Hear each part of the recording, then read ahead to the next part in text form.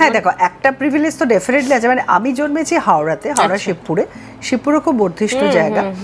আর আমি বলি যে দেখো, জায়গার একটা এটা আছে, এমনি কিছুই নয় যে তোমার যদি সংস্কৃতি থাকে ভেতরে, তুমি চর্চা যে কোনো জায়গায় বসেই করতে পারো।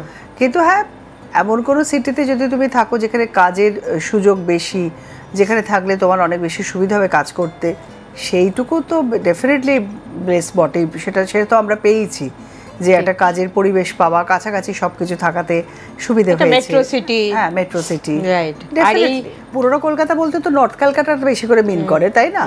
আমি তো থাকিনি কখনো নর্থ ক্যালকাটা, আমি তো বললাম আমি যবে থেকে কলকাতায় থাকতে শুরু করেছি সাউথ ক্যালকাটাতেই থাকি। কলকাতাকে আমি ভীষণ ভালোবাসি, এটা তোমায় বলতে পারি।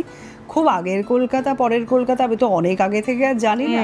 তখন শুনতাম বাবা টাবাদের মুখে কিছুটা, যে তখন টালিগঞ্জের দিকটাও মানে জঙ্গল ছিল টাইপ, এইসব শুনেছি। তো সেগুলো তো আর আমরা কেউ চোখে দেখিনি, বুঝতেই পারছো।